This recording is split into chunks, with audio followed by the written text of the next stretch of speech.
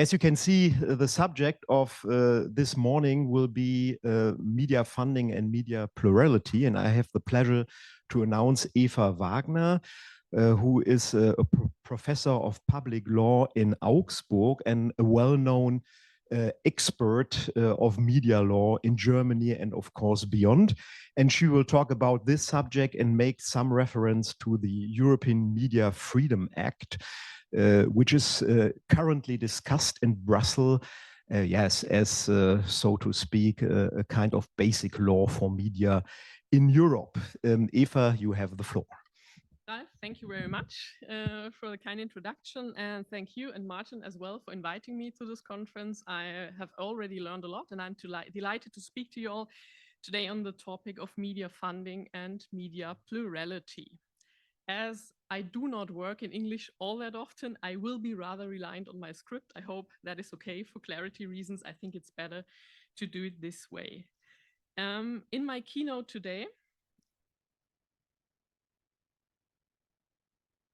work? No, excuse me? Perfect. In my keynote today, I will shed light, especially, as Ralph mentioned, on the proposal of the European Media Freedom Act, with a particular attention to its provisions concerning media plurality and media funding and their relationship. In this context, I will also present other EU legal requirements that are relevant to those aspects. For example, the European Charter of Fundamental Rights, or European state aid law, which ensures that member states may only financially favor certain media companies under clearly defined legal circumstances. September last year, the Commission presented a proposal for a regulation of the European Parliament and the Council establishing a common framework for media services in the internal market, the so-called European Media Freedom Act, or short EMFA. The proposal was accompanied by a Commission recommendation on internal safeguards for editorial independence and ownership transparency in the media sector, and is part of a much broader approach the EU is pursuing with its so-called Democracy Action Plan. The regulation will, if it comes into force, amend the Audiovisual Media Service Directive, or short AVMSD. As the legal instrument chosen is a regulation, the EMFA would be a binding legislative act that must be applied in its entirety all across the EU as the law of the land. It can be adopted by a qualified majority vote.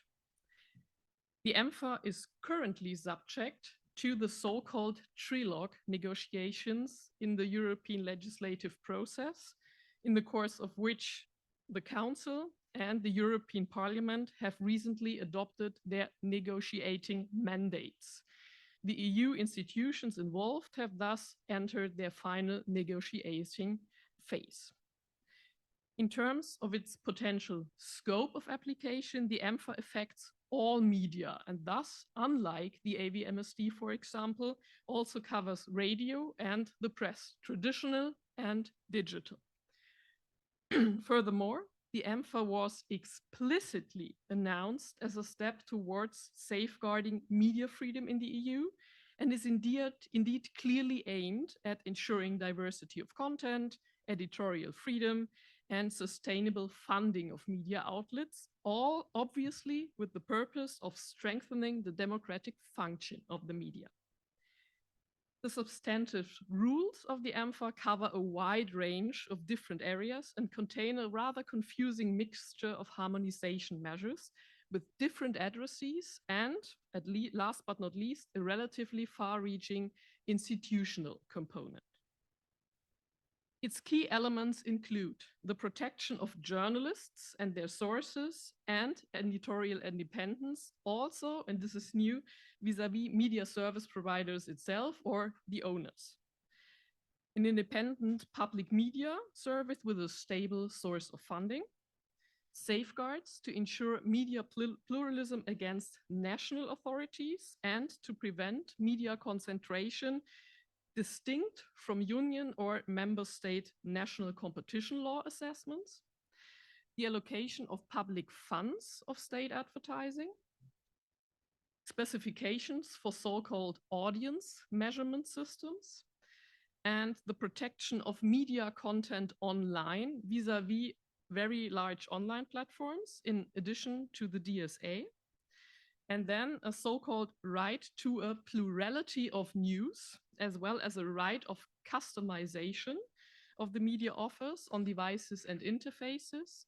And finally, the Commission proposes to strengthen and institutionalize regulatory cooperation and coordination in the media sector, and to set up a new independent European Board for Public Service Media, European Board for Media Services, which is composed of national regulators on the one hand and the Commission on the other, although the actual role of the Commission is quite unclear and it is highly controversial. As a recent Commission-sponsored study on the plurality and diversity of media online has comprehensively traced, all of these areas are currently characterized by differing rules in the member states, both in terms of whether and how they have been addressed. It is therefore foreseeable that the EMFA encounters numerous national media laws and established national regulatory concepts, and almost all of them are deeply rooted in the respective constitutional law and culture of these member states. The draft does not come out of the blue, but has to be seen in its larger integration policy context. This context is characterized, broadly speaking, by the intersection of media, politics, and power, but has a more, I can say, tangible de facto reason as well. There is a systematic erosion of media freedom as a sector-specific manifestation of the so-called democracy and rule of law crisis, which has posed enormous challenges on the European Union as a union based on the rule of law for some time now. And to be fair, it continues to do so irrespective of all the prior approaches to get to grips with the problem. What are these problems? These include the lack of independence of media regulators, erosion of independence in public media, introduction of new legislative, regulatory, and administrative measures that have detrimental effects on the media market in some member states, as well as a lack of transparency in the distribution of public funds allocated to the media sector. Over the past decade, Hungary and Poland gave considerable causes for concern, but other member states, like, for example, Bulgaria, but also Greece, Slovenia, Slovakia, the Czech Republic, Romania, have diverse issues when it comes to securing media freedom and media pluralism. Whereas the objective of guaranteeing and preserving diverse and independent media in Europe can't be objected on any score, the fact that it's now to be the European Union that sets binding guidelines to this end can certainly be, and it has been therefore criticized by numerous scholars. And this leads me to my next point, the so-called competence issues. One of the building blocks of the European Union is the principle of conferral, meaning that the EU is not always authorized to take actions as a unified binding force, but only if a competence can be derived from the Union treaties, which are also referred to as the basic or primary law. This delimitation of competences between the Union and its member states also applies regardless of how honorable or how urgent the pursuit of the respective subject matter is. The same applies to the argument that is often put forward in this context that the EU must be in a position to protect its founding values, or that are laid down in the normative program of Article 2 of the Treaty of the European Union, or to protect the values enshrined in Article 11 of the Charter of the Fundamental Rights of the European Union, which explicitly refers to media pluralism and media freedom. So the aim is to just say, let's get rid of the competence issues. We have a huge problem here. We have a quasi-constitutional problem, and we can leave the delimitation of competences aside. So let's have a further look at this sort of argument. As you can see from the slides, both Article 2 and Article of the Treaty and Article 11 of the Charter of Fundamental Rights, they both concern the issues related to this here, media freedom and media pluralism. In the case of Article 2, more or less are indirectly as constitutive elements of the values enshrined in this article. But neither the EU Charter nor Article 2 can be used as an immediate legal basis to take action from the point of the Union. And let me explain this assumption in a few words, not least because there are currently frequent attempts to override the division of powers between the member states and the Union and to somehow disguise a little bit the principle of conferral by referring to the values in Article 2 or the fundamental rights in the EU Charter of Fundamental Rights. In the case of Article 2, as you can see here, this already is from the fact that the basic contours of a European common understanding of values are laid down there, but clearly no powers that derive from that statement. A look at the Charter seems to be fair, seems a little bit more promising. According to Article 11, paragraph 2, the freedom and pluralism of the media shall be respected. However, it seems extremely doubtful that the wording respected should result in competences to act, not least because there has been a reason for this rather restrained wording. As a glance in the drafting history of the Charter shows, one of the draft versions of the Charter explicitly stated that the freedom and pluralism of the media shall be guaranteed. This wording was then watered down to respected under the pressure from the member states, also pointing out that the EU could not guarantee diversity at all due to a lack of relevant competences. So, however, it could be argued that an obligation for the protection of pluralistic media order could follow directly from Article 1, paragraph 1 of the Charter. Article 1, paragraph 1 protects, as you can see, freedom of expression, and as you perhaps don't know, in literal analogy to Article 10 of the Convention, of the European Convention for the Protection of Human Rights and Freedoms, short ACHR. Whereby Article 10 is understood in such a way that it comprehensively protects all media freedoms. Why do I talk about this and why is this significant? Well, Article 52, paragraph 3 of the Charter requires that insofar as the Charter contains rights which correspond to the rights enshrined or guaranteed by the Convention, the meaning and scope of those rights shall be the same as the ones that are laid down in the said convention. And that brings me to my actual point. The European Court of Human Rights, which is responsible for the interpretation of the ECHR, has in its so-called Manole judgment expressly assumed that a positive obligation to put in place an appropriate legislative and administrative framework to guarantee effective media pluralism follows from Article 10 ECHR. To be fair, this only relates to or concerns the audiovisual media sector. But ostensibly, this positive obligation could speak in favor to assigning such tasks to the European Union on the basis of Article 11, paragraph 1 of the Charter. But, and this brings me to the end of my dogmatic remarks, Article 52 of the paragraph 2 of the European Charter of Fundamental Rights speaks clearly against it because of competence issues. According to this provision, the Charter explicitly does not extend the field of application of union law beyond the powers of the Union or establish any new power or task to the European Union or modifies powers and tasks as they are defined in the treaties. So fundamental rights of the Union cannot therefore be or have any effect on the distribution of competences. So arguments made in this respect are invalid. So for a regulation such as the EMFA, the EU therefore needs a suitable legal basis in its primary law and must comply with the associated legal framework, which includes, for example, the principle of subsidiarity and the principle of proportionality as well.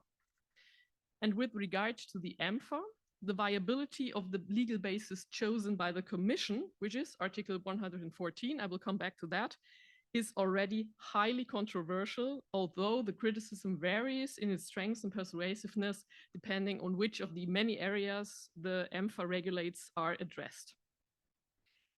Even though the closer examination of this question, I have to be fair, leads quite deep into legal discussions, I do not want to pass over this debate entirely without any further ado, because it does touch on the fundamental question of what the European Union is actually allowed to regulate and what is beyond reach, and therefore must remain within the sovereign decision-making powers of the member states, as dysfunctional or as undesirable as it may seem. But why is it so complicated? The media sector in general is characterized by its dual nature, as we have seen yesterday as well, of the cultural as well as the economic components. Or to put it another way, media are not only a cultural but also an economic asset. Concerning the European distribution of competences, the EU only has so-called harmonization powers with regard to the internal market dimension. Legislative projects in this area are typically aimed at removing obstacles for the internal market. This does not mean that the EU cannot adopt legal measures that also affect the cultural significance of the media. However, the adoption of legally binding provisions whose main objective is to protect media freedoms and media plurality is not permitted under the current system of competences of the treaties. Why is that so? As I have already indicated, the Commission has based the EMFA proposal on Article 114. According to this so-called single market clause, the EU may adopt measures like regulations for the approximation of the provisions laid down by law, regulation, and administrative action in member states, which have as their object the establishment and functioning of the internal market. Although very general in its scope, the clearly market function, internal market function related competence title is the reason why the Commission, at least in the legal debates, never tires to emphasize that the EMFA is primarily concerned with the regulatory objective of promoting the coherence of the internal market. So no pluralism being put in the front there. It thereby stresses that independent media services play a unique role in the internal market, that the internal market is insufficiently integrated, and that the fragmentation of rules and the approaches within the media market in the Union negatively affects to varying degrees the conditions for the exercise of economic activities in the internal market by media service providers in all different subsectors, and as you might add, thus undermines their capability of effectively operating cross-border or establish operations in other member states. So through the lens of the allocation of competences, the regulatory objective of promoting the coherence of the internal market must indeed take center stage. And the Commission is trying to fulfill these requirements by emphasizing, almost like a mantra, but in very general terms, that the EMFA is essentially about the functioning of the internal media market. But the reference to the internal media market, and I agree with the criticism in this regard, often seems to be more of a pretense and rather far-fetched. This would perhaps not be that great of a problem if the Union treaties did not contain a provision in Article 167 of the Treaty of the Functioning of the European Union that expressly excludes harmonization measures when it comes to the cultural sector. However, this only means, and I'll spare you the details here, that legal harmonization by the European Union that is genuinely aimed at regulating media freedoms and media plurality is inadmissible. Measures which also concern cultural issues, but which can be based on another competence of the treaties, because they mainly pursue another aim, for example, the market integration of services, are not excluded. In this respect, Article 167 cannot be understood as providing a total exception for the cultural sector. However, its existence clearly points to the need of differentiation according to the regulatory focus. To summarize things, in principle, the EU is not prevented from invoking the internal market clause when it comes to regulating the media sector. This is particularly true because this sector is characterized by its dual nature with an economic and a cultural dimension, and which in any case does not allow for clear dimensional boundaries. However, it becomes problematic when the actual focus of a legislative proposal is not primarily an economic, but clearly a cultural one, namely the safeguarding of media pluralism and freedom. So to take the wind out of the sails of the critics, the European institutions will have to tailor the content of the EMFA proposal to what is possible on the actual chosen legal basis. So are there real barriers for the internal market, which are then addressed by the EMFA? For some areas covered by the EMFA, this is plausible, as audience measurement, for example, has a direct impact on the allocation and prices of advertising, which represents a key revenue source for the media sector, as we have seen yesterday. Opacity or possible biases in audience measurement systems and methodologies may lead to market distortions. Overfunding and discriminatory allocation of state advertising can be market distorting, but in principle, it is already prohibited by European state aid law, or could at least be addressed in this way. But is there any causality between pluralistic and free media and the functioning of the internal media market? Can, and if so, how can regulations on the internal structure of media service providers or rules on their editorial independence of public service media, contribute to the functioning of the internal media market, or do they have another aim? The threat to the independence of public service media can surely be classified as a harm to democracy or democratic society. But is it also about the distortion of the internal market? And finally, how can the internal market for media services be affected if member states underfund their public service media providers? At least one thing is clear: the mere fact that different rules exist in the member states as such is not a sufficient reason, as the EU does not have the competence to create equal domestic conditions in all member states per se. And as my colleague Mark de Kool and Christina Etteldorf have rightly pointed out in their background analysis for the Cult Committee of the European Parliament, the mere possibility of content dissemination via internet does not reflexively establish internal market relevance in the sense of Article 114. So attention must be paid to the limits deriving from national cultural sovereignty, and the ongoing trilogue negotiations will show how convincingly the EMFA and its scope of regulation can be justified against this background. And to make one last point addressing the competence debate, harmonization efforts on the union level, which directly affected the plurality and the freedom of media, are not unprecedented, but have always failed so far at a fairly early legislative stage, because it was assumed that the union lacked legislative competences. Nevertheless, I assume that also the EMFA could look ultimately quite different from the version the Commission proposed in September 2021.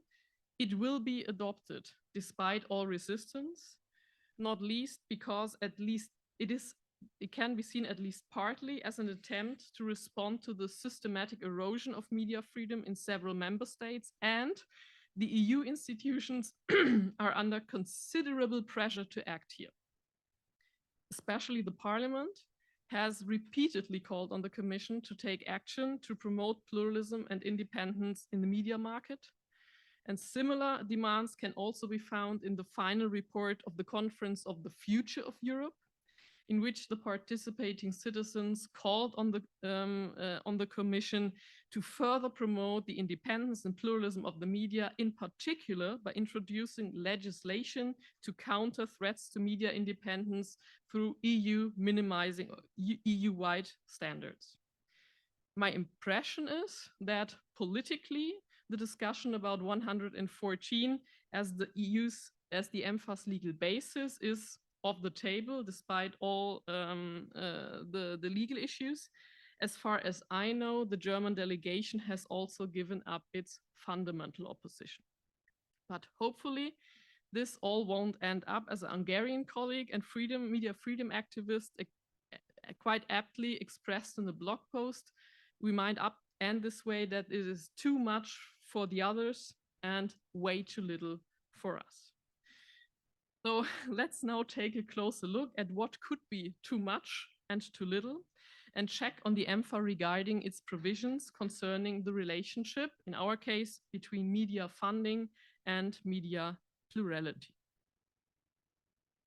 In its explanatory memorandum, the Commission emphasized at various points that financial sustainability is of utmost importance to the protection of media freedom and media pluralism, and that is so because financial sustainability is a key element for the protection of editorial independence from external, internal, and market pressures.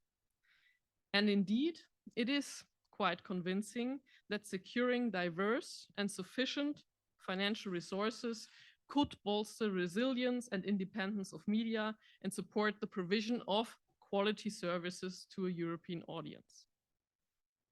Under the umbrella term transparent and fair allocation of economic resources, the EMFA now provides for a regulation concerning audience measurement systems on the one hand, and the allocation of public funds for state advertising on the other. Let's come to the audience measurement part. The specifications for audience measurement can be found in Article 23 of the EMFA proposal. According to Article 23, providers of audience measurement systems and methodologies shall ensure that their systems and methodologies comply with a certain set of principles: transparency, impartiality, inclusiveness, proportionality, non-discrimination, and verifiability. Except what they actually mean is not developed any further. They shall provide, without undue delay and free of costs, to media service providers and advertisers, as well as to certain interested parties, accurate, detailed, comprehensive, intelligible, and up-to-date information on the methodology used by their audience measurement systems. However, the Council's negotiating mandate limits this obligation to providers of audience measurement systems developed outside relevant self-regulatory organizations or whose methodologies do not comply with standards and best practices that are currently used or seen as a standardized manner. According to Article 23, paragraph 4, the Commission has the power to issue guidelines on the practical approach in this kind, or the practical application of audience measurement, and the European Board for Media Services shall foster the exchange of best practices related to the development of audience measurement systems and assist the Commission in the process of drawing up the guidelines. The measurement systems referred to in Article 23 are widely used in the EU and are based mostly on self-regulated frameworks between media service providers, advertising representatives, and audience measurement providers. Measurement frameworks already exist in some, but not in all member states.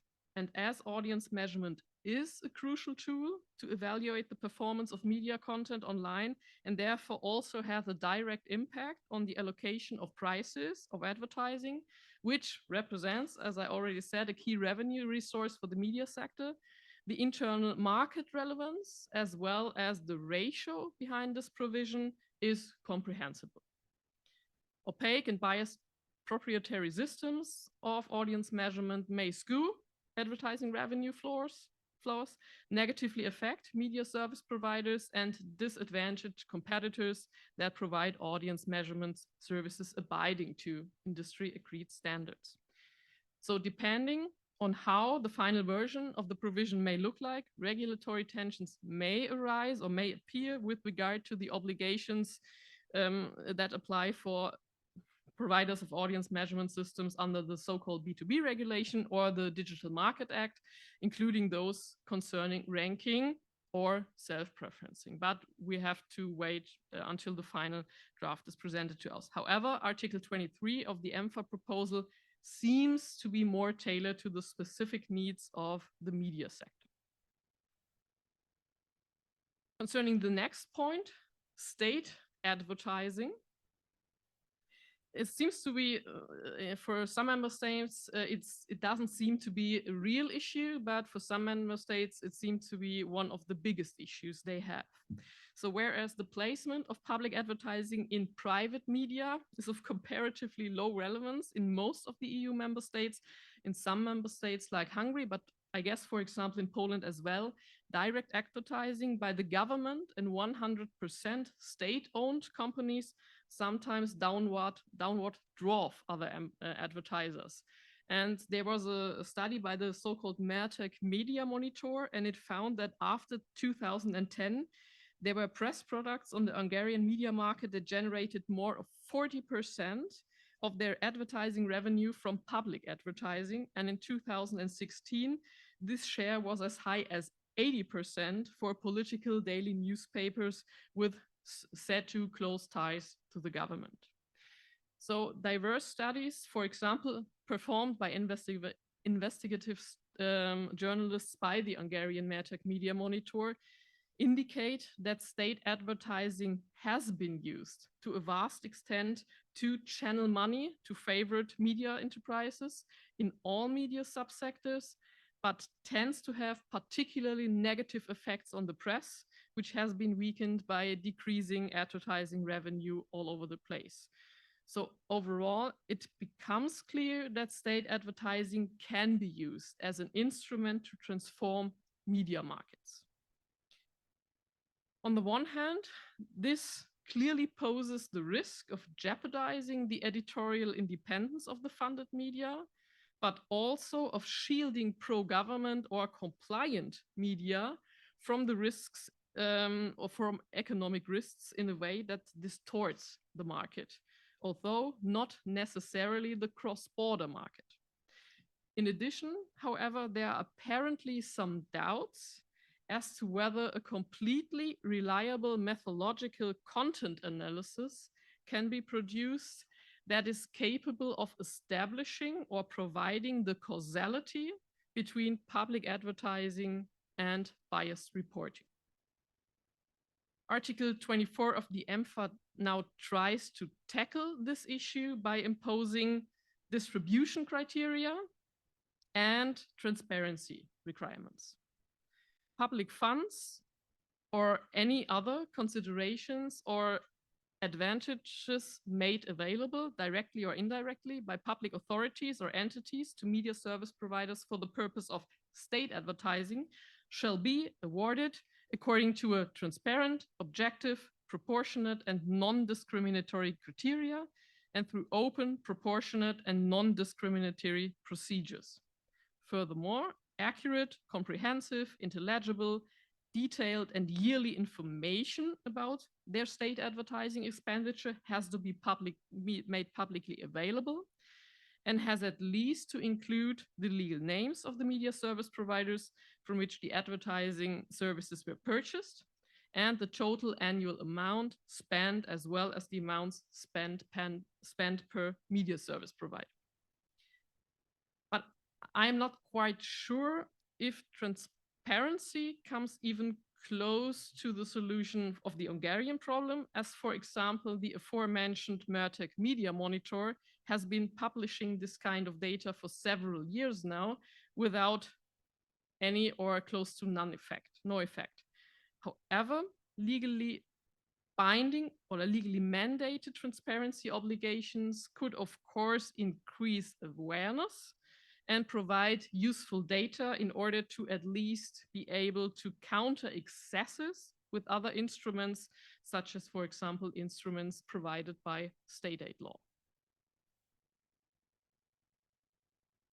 Let us look at another key issue when it comes to media funding and media plurality, and this is the funding of public service media. So another area concerning the relationship is addressed by the EMFA in Article 5. It bears the title Safeguards for Public Service Media Providers and concerns the following regulatory components: guidelines for the remit of public service media providers, rules on the independence of governing bodies within public service media, which is to be safeguarded through specific procedures that guarantee the appointment and have criteria for the potential dismissal of the concerned persons, adequate and stable funding resources for the fulfillment of their public service mission, and independent authorities or bodies in order to monitor compliance with the requirements of the EMFA.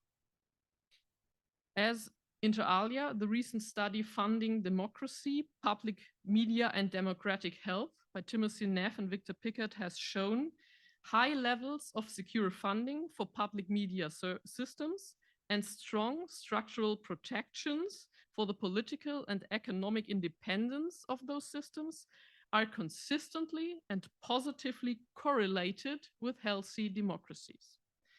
So in this aspect, it is not surprising at all that the European Media Freedom Act also focuses on the financing and independence of public service media. But from the point of view of the distribution of competences, however, this approach harbors considerable risks in almost all of its manifestations.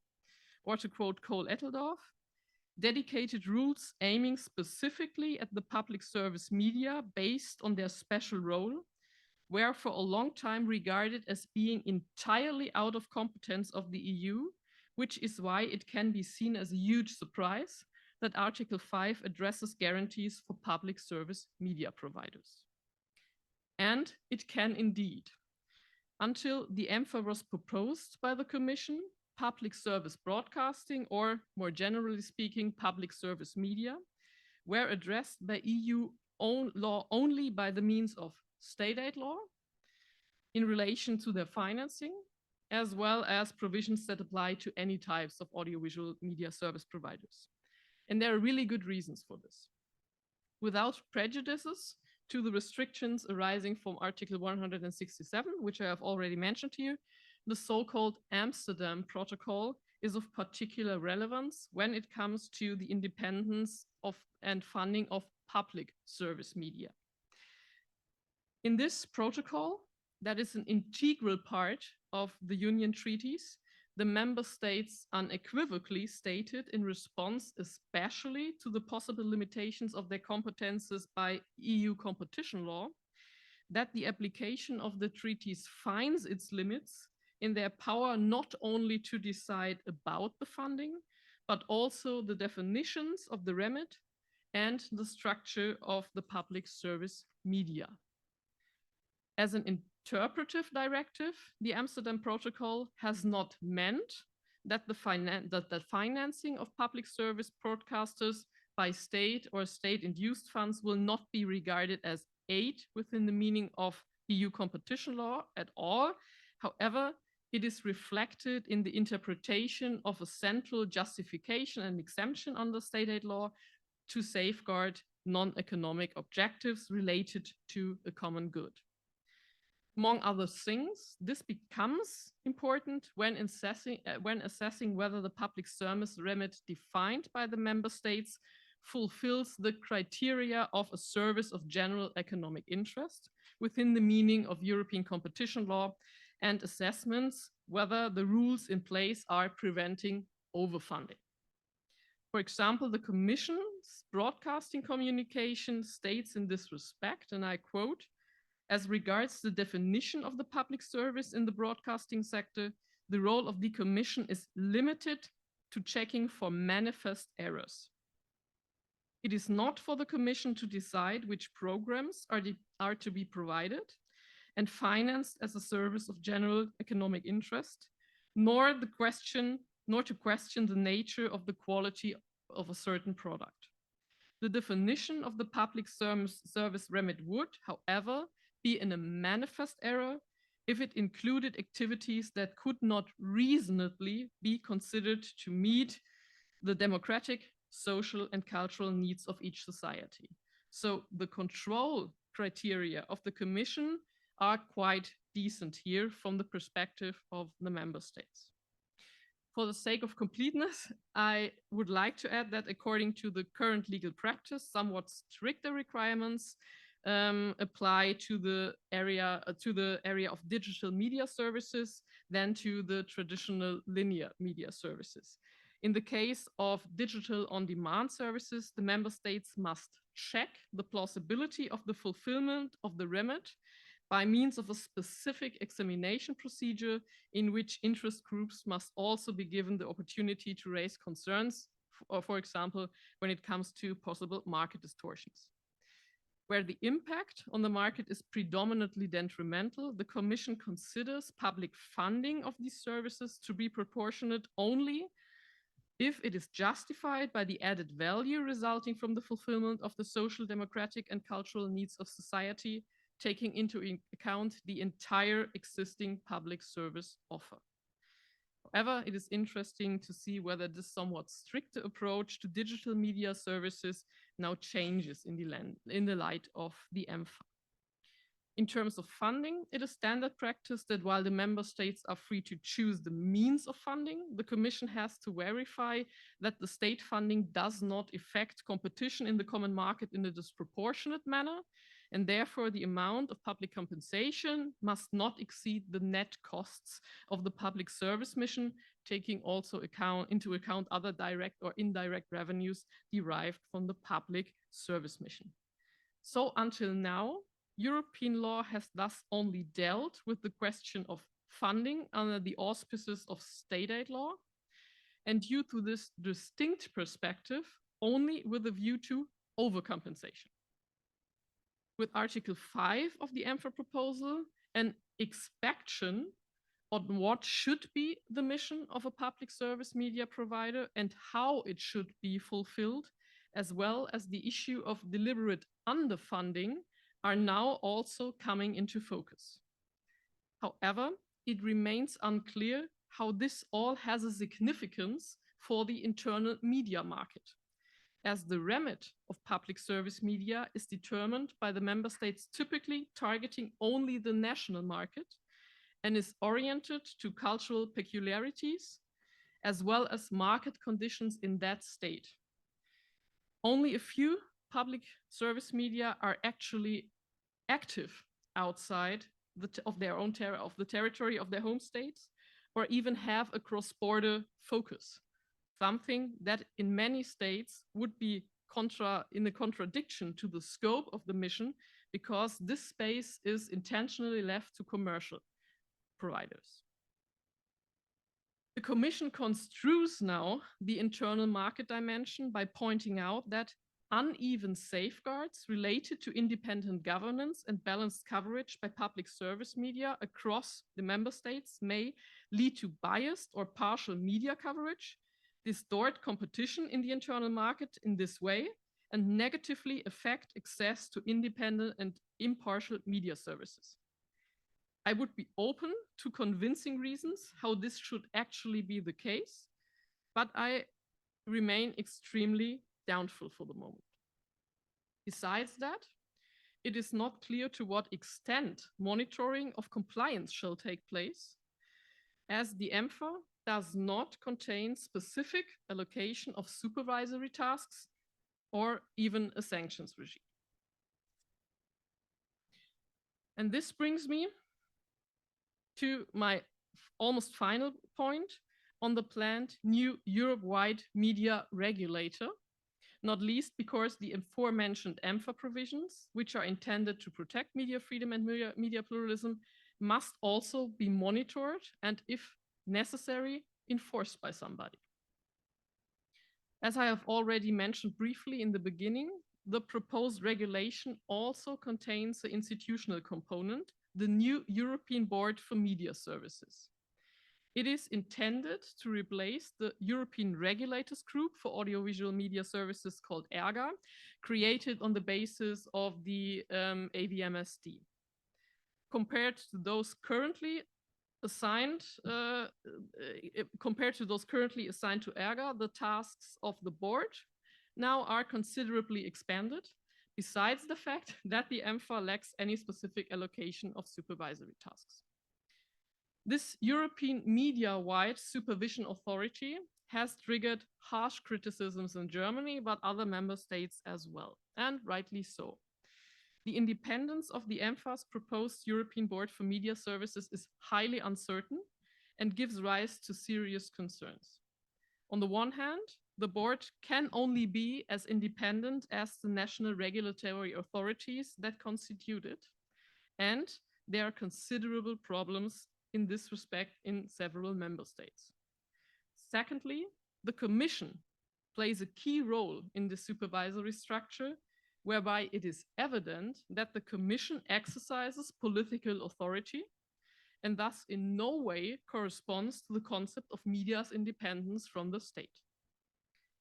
In Germany, not least due to devastating experiences of political instrumentalization, probably the strictest standards for the media's independence from the state apply throughout Europe. The Federal Constitutional Court has emphasized and refined this principle in numerous decisions. It is neither desirable nor constitutionally acceptable to fall behind these standards in the course of the Europeanization of media supervision.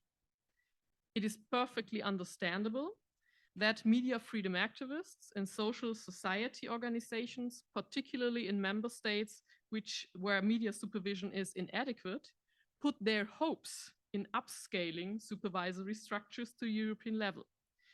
The European Commission and the regulatory bodies of the member states with functioning media regulation seems to be somehow less dangerous to the media freedom than their own captured institutions.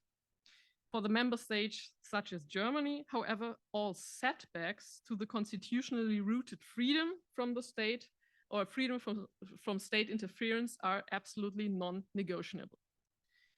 This applies not only, but in a very special way to the traditional press, which has so far not been subject to any control by any media authority in Germany.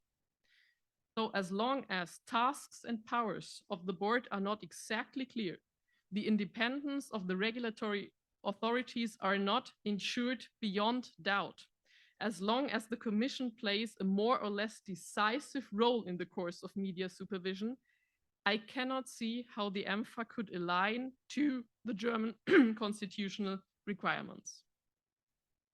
And in this context, I would like to make one final comment on the Commission's role in the media sector and to a demand that is repeatedly raised in connection with the discussion about the EMFA, namely that the EU should significantly expand its budget for the promotion of media companies itself. We had this talk yesterday. What about funding the media on the European level? The Commission's repeated observation that the media sector and its service providers are increasingly turning to the EU for financial support also fits in with this and can be confirmed to the extent that the Commission has indeed been providing financial support to various media companies for some time now, especially when they cover European affairs and thus foster a European public sphere, and I quote, serve the public interest. What is striking here, but also with a view to how media freedoms are described and conceived in the political discussion surrounding the EMFA in general, is that media freedom does not seem to be valued as an end by itself, but only if it serves a public function. While this concept of a serving freedom is well known, especially in Germany, we have to be aware of its downsides. Or as a colleague has put it, there is a risk that the attributed social benefit consumes the freedom itself. Media, private as well as public, is conceived as an important public good, and rightfully so. We want to ensure that the diversity of opinions and topics can be expressed and heard. We want to ensure that the diversity of is secured as well. In a democratic or in a democracy, the social benefit of free and highly esteemed quality journalism is immense, but we must also keep in mind that media freedom is a fundamental right to private individuals and companies, and therefore should not be fully functionalized or theorized to serve a certain public good. And if we might end up with the European Commission as a manifestly political institution deciding what benefits the public discourse and what does not, in my opinion, we will have a real manifest problem. Thank you very much for your kind attention, and this will be the end of my keynote.